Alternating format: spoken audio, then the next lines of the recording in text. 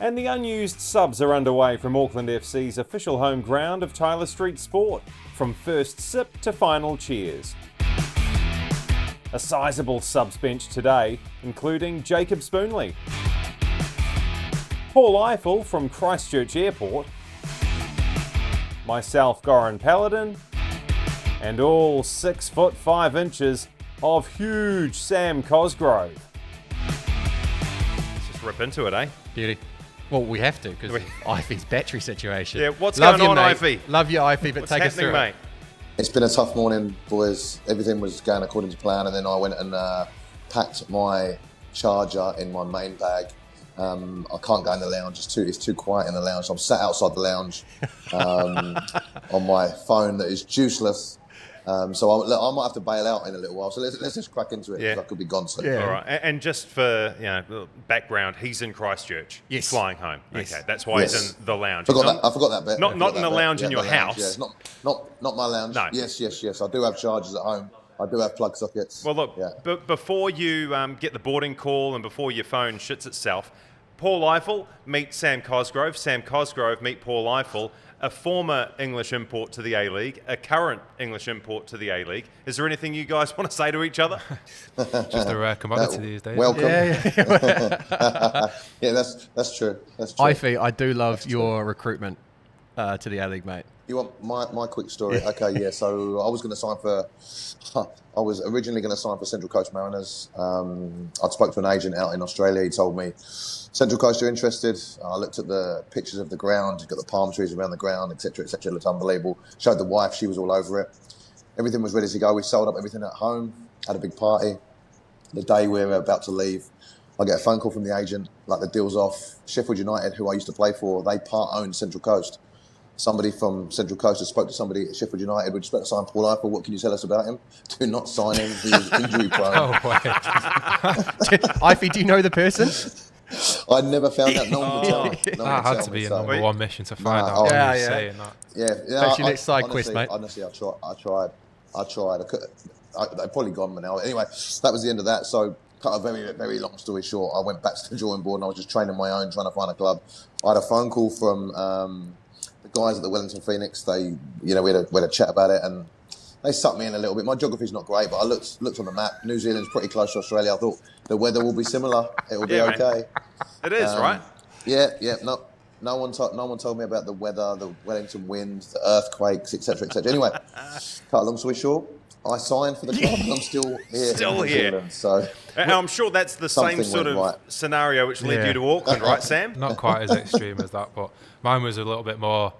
Mine was a bit more simple, to be fair. Just the agent call. You're not going to believe your ears, but Auckland FC are in for you. And I thought, Auckland, fuck me, that's New Zealand, eh? So you knew where it was? Because a lot of boys don't, mate. And never played out of the UK myself. Obviously travelled a little bit around Europe playing football, but nowhere near as far as here. Not even been down to the Southern Hemisphere on holiday before.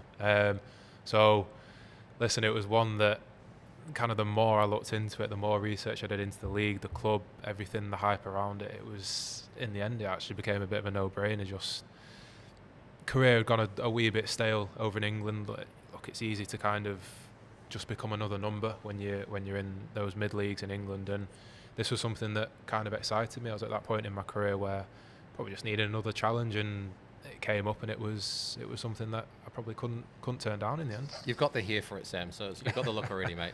But what about the whole discussion attracted you? Because, I mean, imagine you got conversations with the club, but if we set those aside for a minute, you said you looked into competition and also Auckland itself. So is there something where you're like, actually, yeah, this could be good?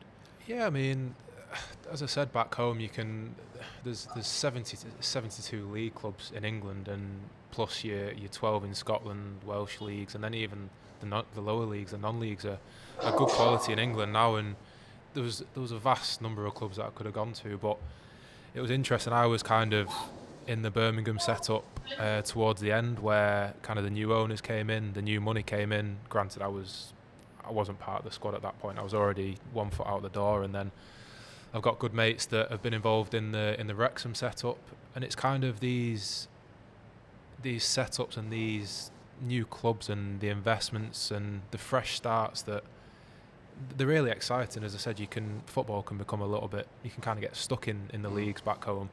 And it was just a project that was obviously, it was a year old. The last season that the club had doesn't need any more glory putting onto it. It's incredible, the story coming and winning the league in your first year. And it was something that I kind of wanted to be involved in. And yeah, it was a really exciting project to be part of. A long time ago, I made the decision to leave New Zealand and go and live in the UK. And I know how logistically it can be a bit of a nightmare. And so you've done the other thing. I left for a girl, guys, just so you know. Yeah, I met a girl on holiday and I was like, all right, did you do the research like Sam? Let's go. Yeah, I did the research. I thought I did a reasonably good background check. It wasn't skiing, was it? She turned out to be a psycho. No, she wasn't. She wasn't in the French Alps skiing. Yeah, so I know how hard it can be. Now, you've, as you said, played football in the UK all your life, and then you get the call from Auckland, not just the logistics of it, but also the pressure that comes with being an import player into the A-League. I think the fans, they all expect you to hit the ground running straight away and be a rock star from the get-go. Yeah, I mean, on the logistical side of it first, it is tough, but kind of as a footballer, you've done it before. Yeah. Granted, probably not on to the extreme of moving to the other side of the world, but I've been used to living away from home since 16. There's me, my partner, and my dog. That was it. So unfortunately, the pup couldn't come over here, but the missus is over here now. So we're more than settled. We settled in straight away. I've touched on it before. The kind of the family feel in the city, in the country, New Zealand itself. What a cracking place to live. We love it here. So from that point of view, it was tough. There was a lot of stuff to organise, but it was easy enough to settle in. And I said we're very settled now. But yeah, then on the pressure side of things, I definitely felt that straight away. Didn't know too much about kind of the salary cap. And you're quite hard to miss as well. Yeah, so exactly. I don't think it helps things. But is that external pressure, not pressure you're placing on yourself? A bit of both, really. I mean, listen, it was a slowish start to the season from the boys and myself as well, just kind of getting up to speed with the league. 'Cause it's an incredibly physically demanding league in terms of the physical output that you have to put in the running. That in a second, yeah, especially what the manager demands as well. So that for sure took a lot of getting used to. So that was one thing that I had to get sorted first, kind of the fitness, the getting up to speed with the league, and then listen, a few goals have come since. So I'm happy enough with where I'm at the moment, but collectively and individually we need to kick on and go to that next level, which we can do. Iffy, you sitting there like Iffy's the old sage saying, yes, this is what I experienced all those years ago moving to Wellington. Fitness wasn't a problem for me though, guys. Yeah. I was very fast. It certainly was. It certainly was. No, I'm kind of interested about the family aspect, to be honest, because you're saying about your missus. Did you have to sort of persuade her, or about, family members? I remember from my time, my mum was absolutely devoed, because I was just about to sign for Brighton, and I'm from Brighton, so I was moving back home. And then at the last minute, see you later, I'm off to New Zealand. She ended up moving out a few years later. But yeah, did you have external pressure from people at home, sort of like, oh, that's a bit of a big move at this stage of your career? Good question. Yeah, I mean, I've not seen my mum cry many times. And within the space of telling her that I was leaving for New Zealand, I maybe saw her cry 3 or 4 times. It's not nice. Just hates Auckland, it was, they were happy tears because they knew it was something that I was looking forward to, but also, I'm a big family guy. Family is a massive thing for me and all of my family. So, yeah, uprooting to the other side of the world was a big step. I miss my family. I miss my friends. I do miss some of the home comforts that we can touch on later. But listen, we had a couple of inches of snow back home over the past few weeks, and I'm looking there and thinking, I actually miss the snow a little bit. The cold. Yeah. You miss it. The 30 degrees in there, isn't it? Yeah, exactly. The 13 UV index is nice for about 20 minutes, but then it starts to cake this pale pasty European skin. You're up there with Francis with just lathering on the sunscreen. My English and Irish genes don't help me too much over here. No, fair enough. I love it over here, and there's bits that I miss back home. Of course, I miss family and friends and some of those home comforts, but we're both more than happy here, and the missus has settled in well, so that's definitely good enough for us. Christmas, was it weird have you done it before, a hot Christmas? Like, have you gone to Dubai or something like that? Never ever done a warm Christmas. What was that like, mate?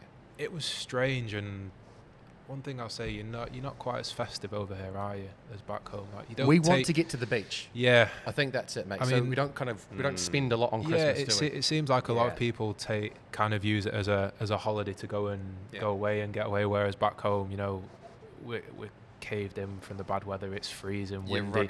There's not much to do apart from go and eat food, drink wine, and spend time with your family. So that is proper family time during Christmas, and it was enjoyable.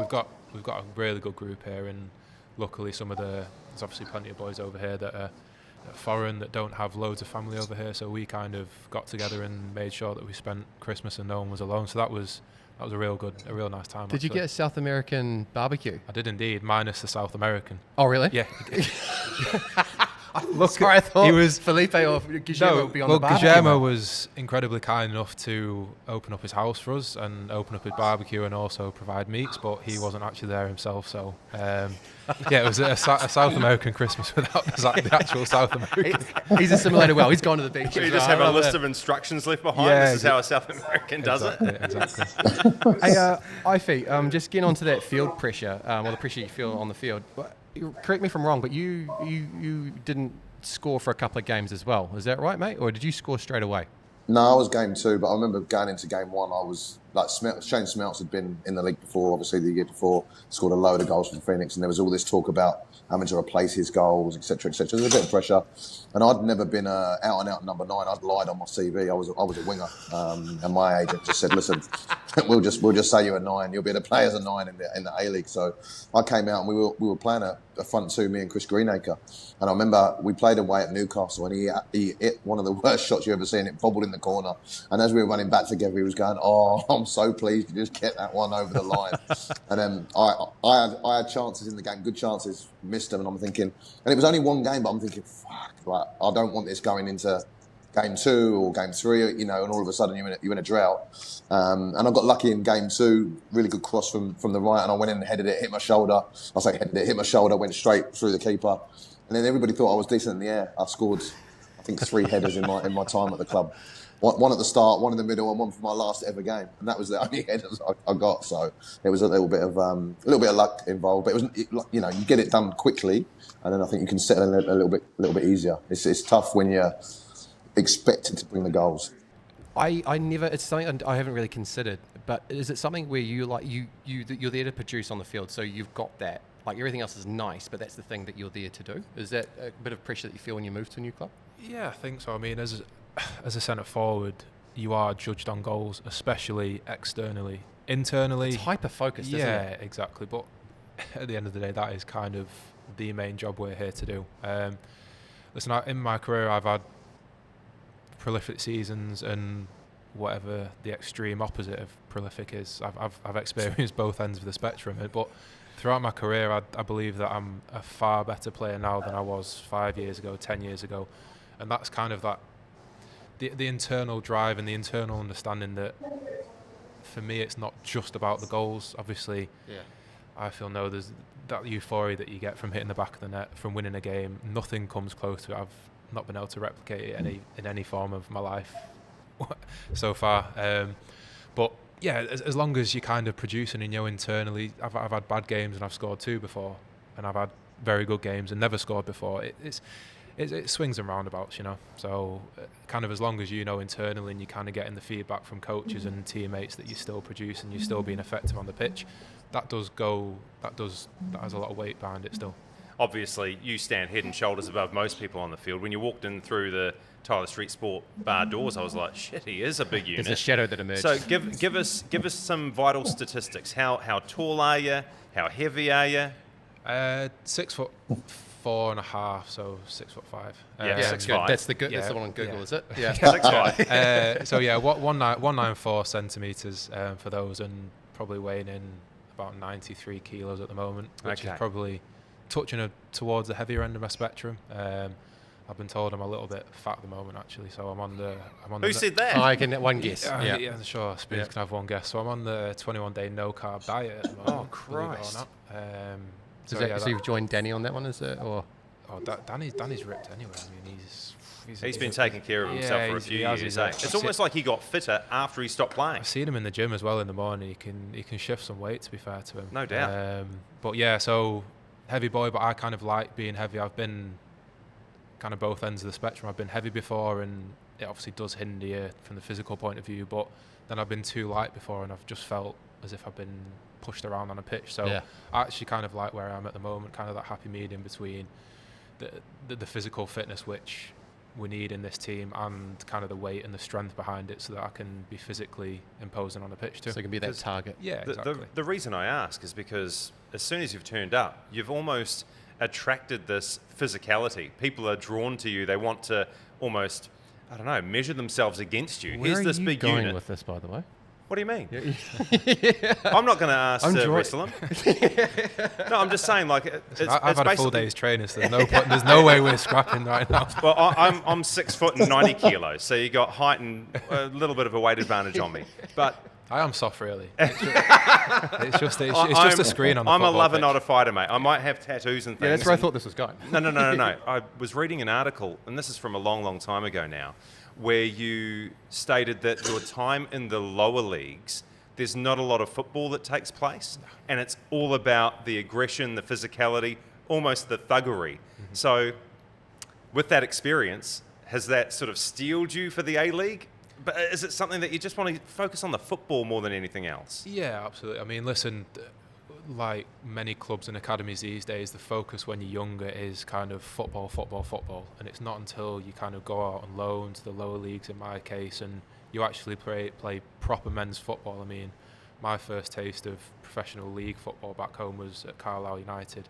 And working under Keith Curl, kind of the first thing he told me, he said, get in that gym, get as strong as you can and make sure that you're physical. And it didn't take me too long to realise that my strength wasn't going to be dropping in, getting on the ball, doing a half turn, taking two people on and putting it in the top corner. My strengths are going to be being physical up top, making a nuisance, getting on the end of crosses. And that took a little bit of time to kind of get out of that academy, total football mindset. But listen, playing in those lower leagues, it really does open your eyes to men who are relying on win bonuses. They're relying on some of these guys is their last stop in football. Yeah, right? They're relying on 6-month contracts, year contracts, rolling contracts, and they need to perform. And that's kind of where the real pressure is. And that's something that I probably learnt a little bit too late in my career, but kind of once it clicked, it was almost a switch went off in my mind, and yeah, the aggressive side of me came out a little bit more. Well, it's interesting because a couple of weeks ago,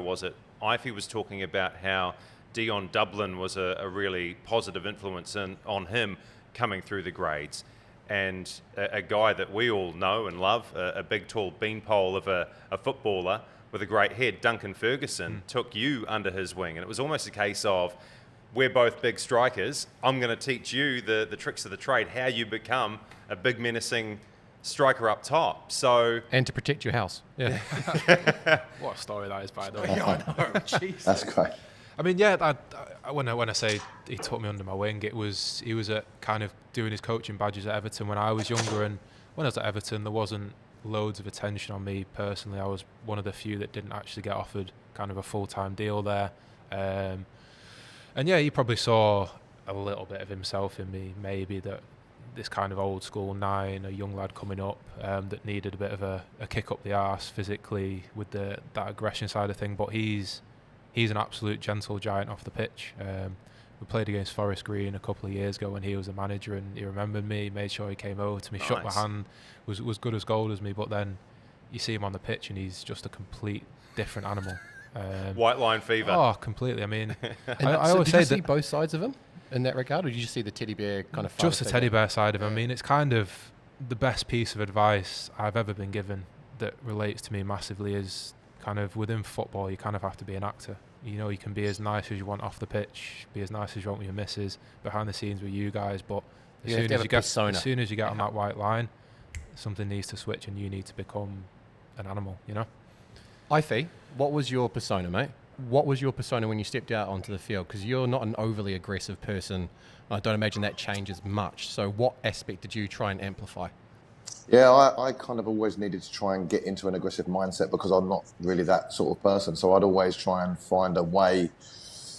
I resonated with what Michael Jordan said, and don't think I'm going down that route of comparing myself to him. But when he was talking on his what's the one he does? What's the thing? The Last Dance. Oh, the doco, unbelievable. Yeah, the Last Dance. And he was talking about actually finding a way to pretend that somebody had said something bad about him.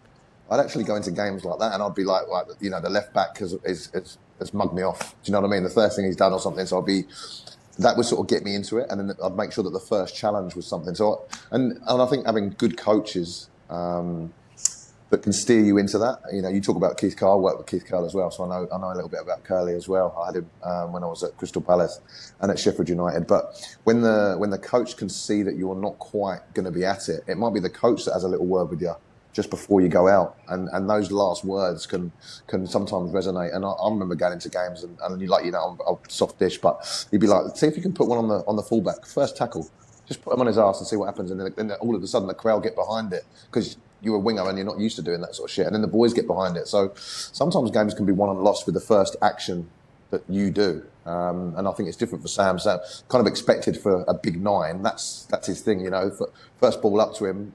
If he gets hold of it, set somebody underneath, and then the defender's thinking, "Shit, I've got a long day here." Big arms and legs, and so it can be done really quickly in a game if you've got that persona. But sometimes you've got to act. Did you ever struggle with it going too far at times during your career? Because that's one thing that I had to get used to. It's finding that sweet spot. Like you need to still be in control of it. Exactly. I've had a few red cards in my career where I've probably gone a bit too far over the mark, and even probably at the start of the season, especially like the Brisbane game, you got boys trying to wind you up, and it's hard. Did you have Stachich? And he's a cracking player. He's unfortunately he's injured himself, but those boys, they're kind of built on that shithousery, and I love it, to be fair. But you need to control yourself. So did you kind of have similar issues to that? Did you sometimes go a little bit? Yeah, too far? I was because I think I was too soft, so I had to meet in the middle. Do you know what I mean? I think I never got. For most coaches, I probably never got far enough. Do you know what I mean? I think they'd be like, fucking what? Because I'm quite a big lad, not as big as you, but I'm a big enough lad. I was 92, 93 kgs when I played 6'1"-ish. And I think they'd look at me and go, like, why can't he hit a few people? Like, why can't he go through it? And that was more they were trying to get me to do that early in the game to sort of set out my stall. Yeah. So they go, well, look, we know he can play a bit, but he's aggressive as well. So, yeah, I think I needed more of a little prod up the arse to sort of keep me going rather than going the other way. But I think I look at what you're doing coming into the league now. I think you've had a lot of focus on what you do physically, and it's an interesting one because when I first came here, I found the defenders in particular to be very weak, like physically, and a lot of things I was doing, just nudging people on the ball. I was getting called for fouls, and I was like, hold on, like you did that back in England.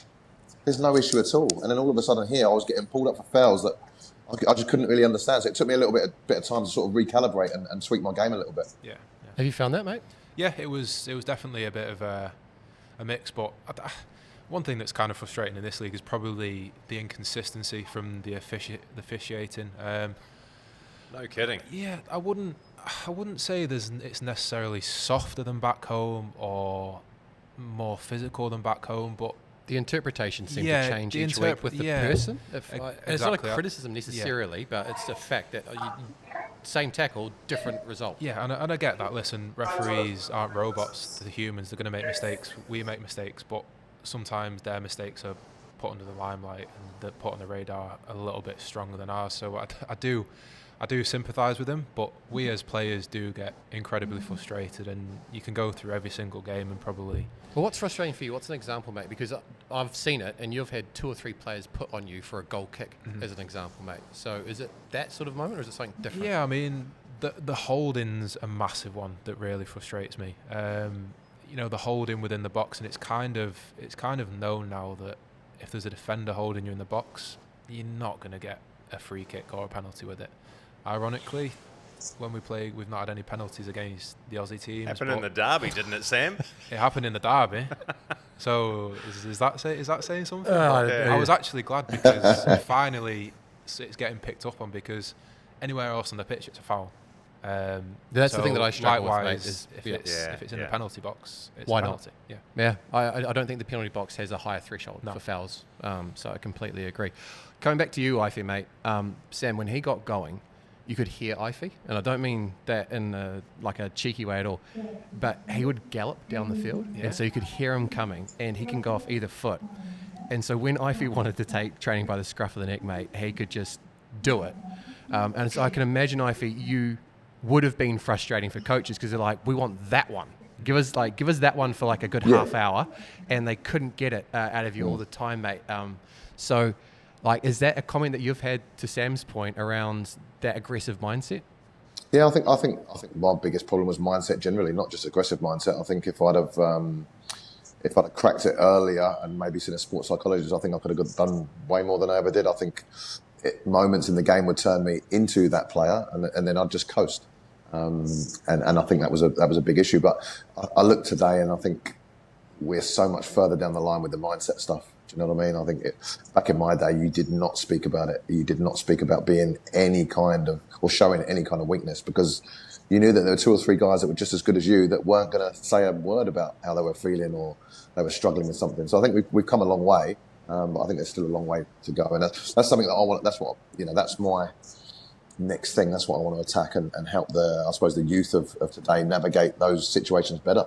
You're talking about getting under the skin of an opposition, and we briefly mentioned the derby as well. I reckon a really good way to get under the skin of an opposition and a fan base is to score after 28 seconds inside the cake tin. Like it should be able to happen. No, I mean, in the lead-in, obviously the Wellington Phoenix have been trialling and they've settled upon this You high better line. you better have a big smile on your face, Iffy, because he called, like we almost drew this up in the pre-match. And so because they're playing this high line, obviously behind the scenes in the lead-up, you guys have been talking at Auckland FC about how to best expose it. And then inside a minute, inside 30 seconds, 28 seconds, you're able to do it. I know. Well, That's surreal, mate. You kind of just looked at the celebrations. The celebrations, I'm kind of like, did that just happen? Surely. Lockie comes up to me like, did that happen? Jesse, We're going to get Paul It's real Jesse tentative, outside, yeah. surely. so what are you checking? Are you checking the linesman? Well, Or I what looked at the linesman thinking,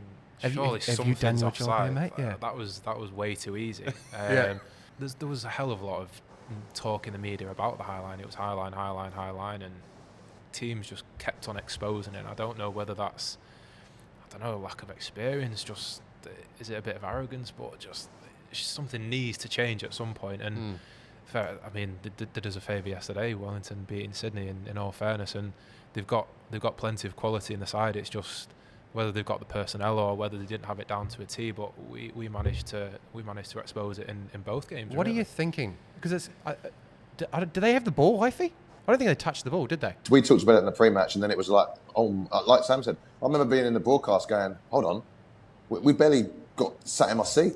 I couldn't believe what I was seeing, and I think though what's interesting, I think since that, Chiefy might not agree with this, but I think he's dropped his line. I think he's dropped his line between 5 and 10 metres because they've got it right more often than not, I think, lately. And if you looked at the game yesterday, like you said, they did do a big favour, but there was no way that line was anywhere close to as high as it was against you guys. Maybe you've changed them for the better. Yeah, but we had Jesse Randall on one wing and Lockie Brook on another wing, and they're absolute whippets. Yeah. And you're just thinking, it's just set up for us to go and take advantage of that. And yeah, it was definitely something that we exposed in both games, to be fair. And you've been agitating as an offside, but mate, I'm because like there's so much atmosphere, pageantry. There's aggressive mindset going into the stadium from the fans. What are you thinking? Is like you're just ambling towards goal, 28 seconds in. Like, is it just absolutely surreal? Yeah, it was. I mean, I was kind of just concentrating on do not miss the fucking goal. You've got an open goal on first touch of the game. On the left foot as well. I'm thinking the chance of me spunking this is so high. So I was just. There's going to be 2 headlines written exactly. here. What's this line? And who's this English donkey that can't finish his dinner as well? I'm just thinking, please make good contact. And then when it went in, I was just like, thank fuck, that's at the back of the net. Yeah, lucky it's a good surface. You don't want to bobble at the end there and just sky it. Jesse tried his best. He gave me a bobbler, to be fair. But now listen, I'm not gonna say Jesse's been unbelievable for this season. Let's talk though logically about it, because it did appear to us that there was this plan in place.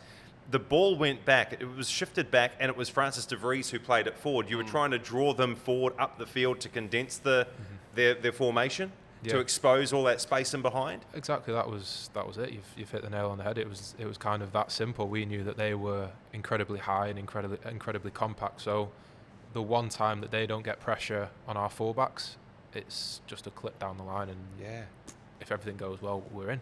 Can we talk about another goal? Yes. And this was just before Christmas. Western Sydney Wanderers. And Jesse Randall has claimed this goal. And there have been a few instances of players who should have been awarded goals, but they haven't had Daniel them McBreen given doesn't to them. shut up about it, You've played it into Jesse Randall's heel while he's lying face down on the ground, yet it's Jesse's goal. How do you feel personally about that? Because, look, I'll be honest, I think that should be your goal. Yeah, whether you do or whether you don't, it wasn't, was it? It wasn't. But if you don't kick the ball into Jesse Randall's foot, he's not scoring that goal. I would have been more pissed off with it if I didn't have nicked a goal from him. Yeah, I was going to say, second one this was at coming. the Cakes Yeah. in though, because This is what I mean. that was been completely happening. unintentional. Was that thigh? I didn't even know I'd touched it until after the game, and someone said it's your goal, and I'm thinking what? And you see the footage from behind the goal. Yeah. It does. It nicks my thigh. All I've tried to do is body the centre half. Yeah. So the ball goes in to shepherd it in. Yeah. I think it flicks off him and flicks off me. So I'll take it, but then I did owe Jesse one from that, so we're kind of even. What are you even thinking now. when it hits him? Yeah. This harks back to last season as well, when Logan Rogerson stole a hat-trick from Nader Moreno, which you may or may not have seen. So it's been happening for about a year and a half now. I was. Listen, it is what it is. As long as one of us is scoring, we're not that bothered. But I do want that golden boot. I mean, like Lockie's overtaking me now. So Are you going to send it back to a count back? You get to the end of the season when he's on top or there's a goal in it, he's going back to a count If back. you miss out by one goal on the golden boot, yeah. and Jesse's taken that one off you. I wonder if I can sneak Jesse like a couple of dollars, and maybe They do that in the you can NFL say though. maybe you can say it was definitely because he's goal. Yeah. And they can get it over to him, maybe. There's a guy, so they do this in the NFL because they buy sacks off each other. So if two guys tackle at the same time, it has to be given to somebody. Oh, And so, maybe that might be worthwhile a crack, mate. Yeah. I mean, if he says something, then it might be worth a bit of weight. Then we'll see. Ify disagrees with me. He reckons it's Jesse's goal. No, but I think Sam's right. I think it's the last touch. Oh, hang on. He's frozen. Oh. Christchurch Have we lost Airport's. Hi for you there, mate. Hold on. Nah, someone. Am I back? Yes. Yeah, you're back. He's on his Am I back? pack and save Wi-Fi. isn't Yeah, he? I'm back. Sorry, someone. Home brand. He's got the no frills Wi-Fi. Start Alright. from Jesse, mate. Yeah, we got you. It Jesse. is. It is. Right. So what I'm saying is, I think you get the rough with the smooth. So Sam will know as a centre forward, you get some given to you, you get some taken away. But I think it's probably evened itself out. I don't think that goes in unless it hits Jesse. Put it that way. Whereas the other way round, I think probably Jesse's goes in. Sam's just doing his bit of Top corner, eh? Top Yeah, bins bit of from work. you. Fine in the top bin. Oh, dear. I still maintain that without your involvement, he's not scoring that goal. But we move on. We digress. And we talk because we're basically at the halfway point of the season. And Auckland FC find themselves at the top of the tree, a familiar position. Won the Premier's Plate last year, and all things going well, you'll do it again. But you've got a really, really tough run of games in the blink of an eye in February. The rescheduled Sydney FC game is on the 17th of February. 10 days prior, you play Sydney FC as well. So 2 times against the team in second spot. And then those 2 matches are followed by the third Kiwi derby.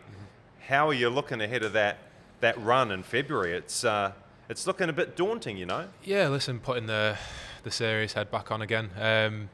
We should be, in hindsight, a lot higher, a lot more clear in the table than we are.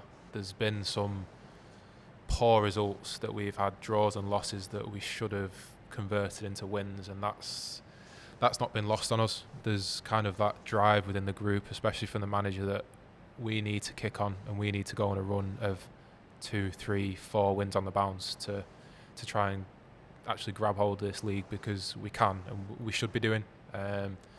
It's incredibly tight. I mean, is there like 10 points between 1st to 10th or something like that? I think it's 8 points. Is it 8 points? Is it 8 even less? points. So It's mental, mate. you can see, fuck me, the salary cap's doing its job, but like, it's keeping everything tight. But Someone needs to go and grab the league and show some bollocks and actually put a run of games together. I mean, City are a good side. They're going to be strong coming into the end of the season, depending on how they do in the Champions League. Sydney will be strong. Ourselves will be up there, and then you're always going to get a little bit of a wild card. Will Adelaide push on? Maybe the Phoenix will push on. So sooner rather than later, we really need to kind of kick up the arse and take hold of this league. Is the messaging there? Don't rely on being just ahead. Be assertive and go out and basically forge your own path. In that regard. Definitely. And listen, I believe this team was built on kind of clean sheets and being hard to beat last year. We need to go back to being that. I think that starts from the front as us strikers. We need to be that compact shape that the manager wants, and we need to kind of get back to being that tough team that teams can't break down. We can't just be defending for 60 minutes, granted, but something needs tweaking at the moment, just to be kind of a little bit more ruthless, a little bit more desire just to get our foot over the line in some of these games. We've lost Iffy. Now, lads, I'm just going to put Iffy on speaker. We'll see if we can, because he's fallen off the call. I'll take your call right now. Please leave your name and number. I will get back to you as soon as possible. But what a champ, taking the pod, running his battery down. You only have to pay him half rate now as well.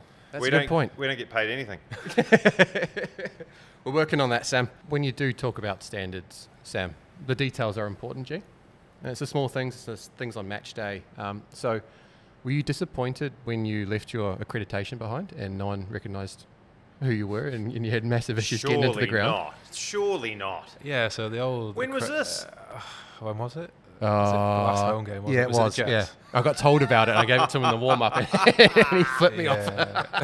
Unreal. I hope someone got that on camera. Hang on, so was it red badge security wouldn't let you in the ground? Yeah, it was a new boy's first day on the job, and he wouldn't let me in. I mean, back home, all the stewards know who you are. So, yeah, of course. And there's no such thing as accreditation. The stewards see you in your tracksuit. Yeah. Oh, it's Sam Cosgrove is one of the players.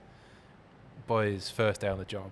Callan and Lockie both walk in, accreditation bag, and I just get body checked by this boy, and no accreditation, no getting in.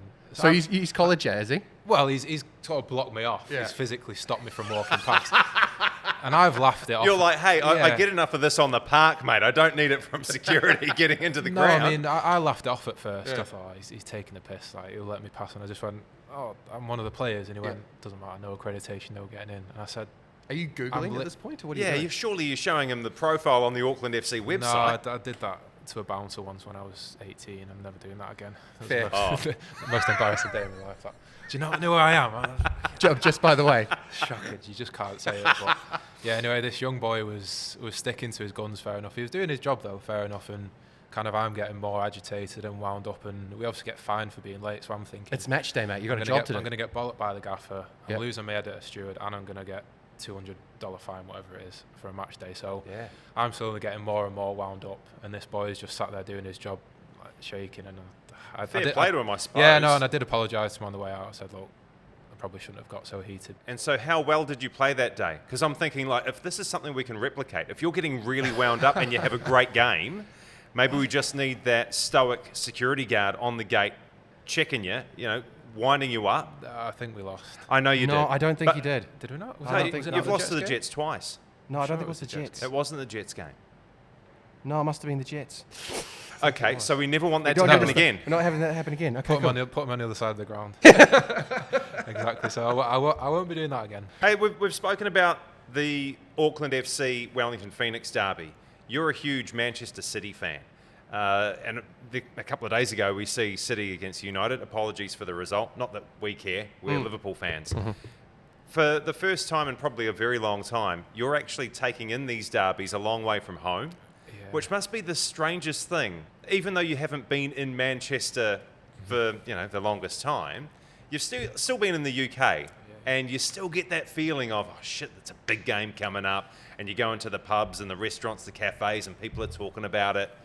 It's probably not happening to the same level here in New Zealand.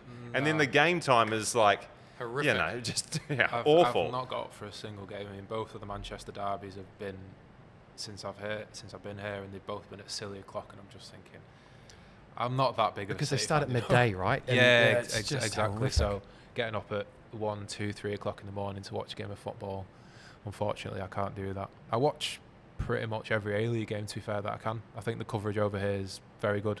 Obviously, you guys and doing the... Keep going, Sam. Keep going. doing the Kiwi games. Also, and, it's improved since I left. and the guys Thanks, over Sam. Yeah. There's the door. Remember when I was really nice earlier about wanting to wrestle you?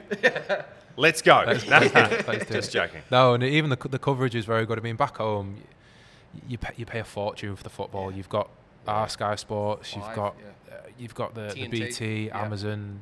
TNT now, and it's whereas over here, kind of, it's all covered in Sky Sports New Zealand, and it's very, very reasonable. I'll say compared to back home, and been watching the cricket on. So yeah, it's been good to watch kind of every single game, and obviously I'm learning about the league, so watching as much football as possible, it's only going to help my education on the league and the games. Yeah. Well, speaking of that, and I mean, I would have liked to have got Iffy's take on tropical Wellington and adjusting to that, but he's unfortunately gone. Conditions. So I think two things to this: the travel and the heat. Which one do you want to tackle first, mate? Because that in itself is a wild adjustment. Yeah, I mean the travel is tough more from the time zone differences, but the travelling is good. In fairness, I mean you'll probably know that we go 2 days before the club kind of sorts out in lounges. Hotels are good, food's good.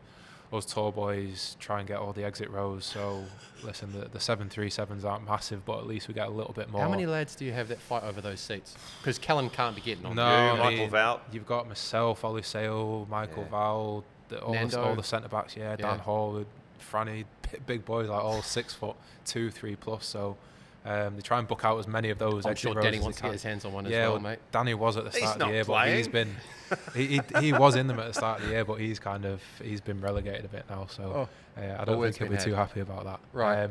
But no, the travelling isn't too bad. As I said, kind of the time difference is tough. So obviously for the MacArthur game and the Brisbane game, we were over in Oz for 7 or 8 days.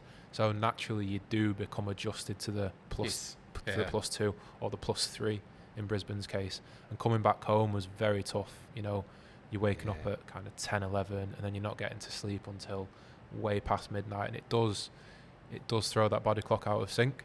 And then the heat. Oh, what are the harshest conditions that you face, mate?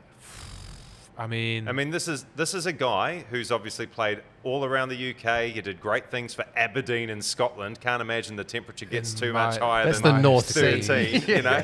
And then you're playing in what?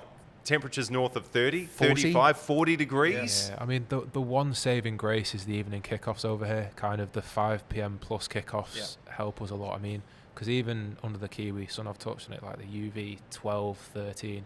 It's weird, eh? If you're facing harsh.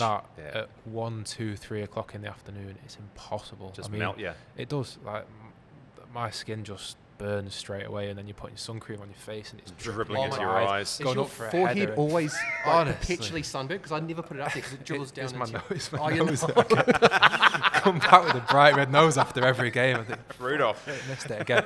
But the heat's tough. I mean, the Western Sydney game was tough. That was, I think, in the day it was 40 plus in Sydney. Yeah. And then we went It's further too inland hot, right? to Sydney, and luckily it had dropped to about 30. But there was storm, so you're looking at like 80 plus humidity. Brisbane was 30 plus, 80 plus humidity, and it's something that I've never experienced that before. I was just thinking, and Auckland FC is really good at this. They've got a lot of commercial partnerships, and they do a really great job. You know, every now and then I see Logan Rogerson drinking some Anchor milk in a commercial. I think you and Francis De Vries maybe need to band together to get some sort of SunSmart thing going, whether it's a zinc, a sunscreen. There's an opportunity here that's not being... He's only half kidding, Sam, as well. I think, I like it. I'm not even kidding. there is a really good opportunity here. Get Higgy involved, mate. A He'll really find good solution. sunscreen for footballers That doesn't drip into your eyes. that doesn't drip into your eyes that you can use while playing in the A-League. Not bad. There we go. There's a business idea. You can have 10% for that. I'd like a little bit more. Mind you. I mean, look, I came up with the idea. But, I mean, you're a numbers man, aren't you? Because you've studied accounting.